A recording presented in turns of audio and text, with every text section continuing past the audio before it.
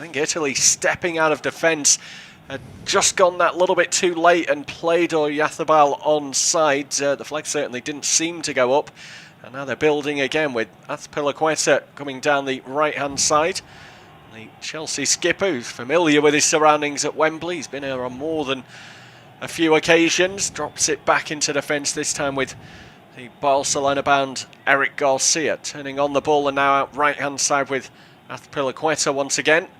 And Spain slow it down as they retreat to the halfway line.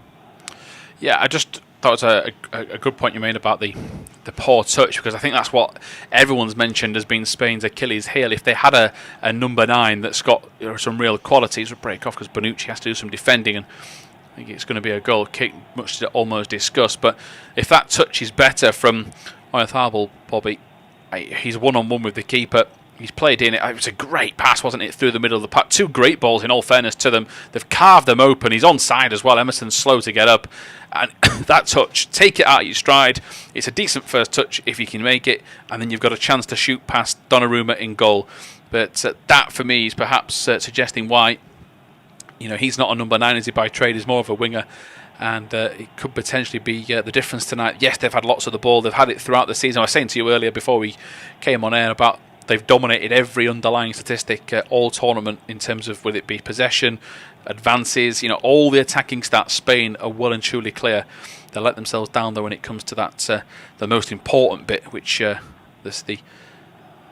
some of our members of our office that don't like the stats would say that it's irrelevant unless they can put the ball in the back of the net, which over the course of the tournament they have struggled with. Italy, though, give the ball away. Now a chance for Spain to attack. Torres, beautiful touch, goes for goal, right-footed. He's dragged it wide, but in terms of the close control from Ferran Torres, that was superb after a mistake in midfield from Barella, and eventually he managed to get away with it. But that's where Spain needs to be punishing them, for me, because they are going to be wasteful in front of goal, in front of the 6-yard box, the edge of the D, on the edge of the box. I'd like to think he should get it a little bit close. I'm not saying he has to score, Bobby, but he's not under immense amounts of pressure. He gets a full strike away there. It's a poor shot, isn't it? He'd done really well initially. Great footwork from Torres, just sort of shuffled it from one foot to the other, bought himself that half yard, then he's got to pick his spot, and he just drills it low and hard and scuffs it wide of the goal, really. A lack of technique that was required and composure when he gets into that position in the final third. But I think,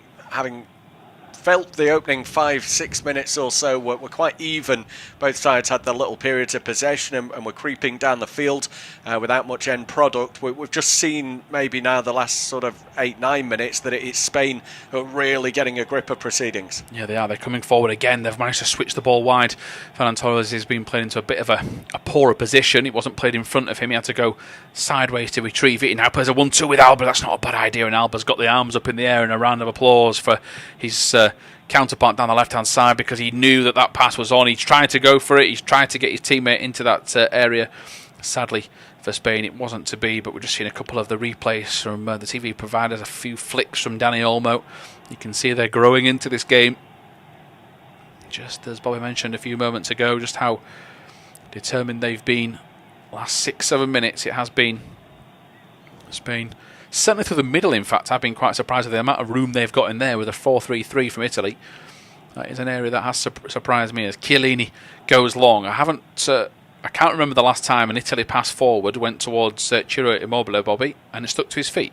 No, they've just not been able to give him any service in this game so far, and you rightly point out the midfield battle at the moment is being won by Spain, isn't it? I think it's down to the fact that they're playing that false 9 today. It means that one of the attackers is also dropping into that midfield. It's almost becoming a 4 at times, and a bit of a diamond with Busquets at the bottom of it, Koke and Pedri then getting help from either Torres or Olmo that comes in to offer themselves up, so that they're getting that slight overload, and at the moment Italy just aren't managing to cope with it.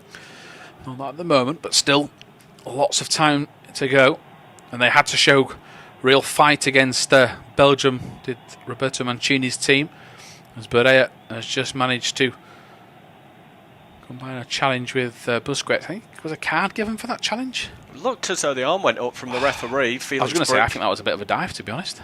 Yeah, I'd guess it was Busquets. I didn't actually see it shown to him. I just saw the referee put his arm up. Whether he was waving away appeals, I'm not too sure, but we'll wait for some confirmation of that. Yeah, Busquets was the man that made the challenge, so we will get confirmation as soon as possible. Spain have got a very high line here. Italy try and dink the ball over the top. It's not the worst pass either, and off his line comes Simon, and he had to be quick there because that wasn't a bad ball into the box. Spain have tried to make it very difficult, which I think is great tactically. I know if the ball is in a different position later on in this game, Bobby, they can't do that high line, but it sort of takes out Chiellini and Bonucci's main threat, which is pure power. And now Spain on the attack again straight away. Italy do have a back four back in position though. A good block from Jorginho, but it only goes behind for a corner. And I've been, again, quite alarmed by the pace of this Spain attack. Ferran Torres, the man that has led the charge so far down the left wing for Spain. A couple of Spain midfielders are making their way over to the corner flag. Busquets, Azpilicueta, Garcia, Laporte, and who's the next one? It's Olmo that's in the box for Spain. This, in theory, is where you'd think Italy win the tail of the tape in terms of set pieces. They've got the more experienced defenders, but what can Spain do here? Ball into the box. It's headed away by Bonucci. It's a good header as well. It's nearly going to make its way out for a throw on the far side of the pitch.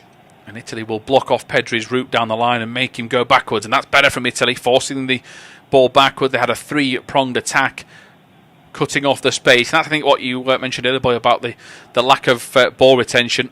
You mentioned it was struggling to stick up front, but if it is going to struggle to stick, then at least trying to force it the other way, and that's a bit more of what we saw in the first 5 minutes. It is. And try to win it back, whether that's by actually making a tackle or forcing someone under a bit of unwanted pressure so they make a rash decision and give possession away cheaply. Either will do really for Italy. They just need a little period for themselves, because we know they can keep possession, not as good as Spain. We made that clear from the outset of what we've seen in the competition so far. Spain's ball retention is far superior, but they need to try and stop this onslaught, as it were. That there've not been those clear-cut chances just yet, but the longer that Spain go on with the ball, you feel that they might start to carve out some more openings that could become slightly more testing. Yeah, Olmo has a quick pull of the shirt on Verratti, who has a little nibble down the back of the ankle as well. He might have to be careful here. The referee's actually pointed back to Olmo for where he gave away the original foul. The second one, I think, was actually worse than the first. He lost control of it, got a bit excited, just a simple pull on the shirt, but the second's a little bit more cynical, and he might have helped out Busquets, because he was the man that actually body checked Verratti to the floor. So Italy get the free kick near halfway. Here is Chiellini, Emerson, the ball in towards Insigne. Now Emerson's on his way down the left hand side. The keeper's come off his line. Simple ball inside to Immobile. Can he square it? Italy are queuing up at the far post. Barella, still they can't pull the trigger, and they've been let down. The keeper has really committed himself earlier. Challenge from behind from Verratti. Spain will get the free kick, and well, I think you can hear Bobby's thoughts down the other side of the headset, because why on earth have they not moved that ball quicker? And first of all, well done to Emerson to get where he got to, but what on earth is the goalkeeper doing? Yeah, he comes out, doesn't he, and thinks he can beat Emerson in the foot race. He was very mistaken in that thought, and then it's good defensive work from Spain in the end. A real fine recovery, I think, to get their goalkeeper out of a real sticky situation when that ball came across to Immobile. He had his back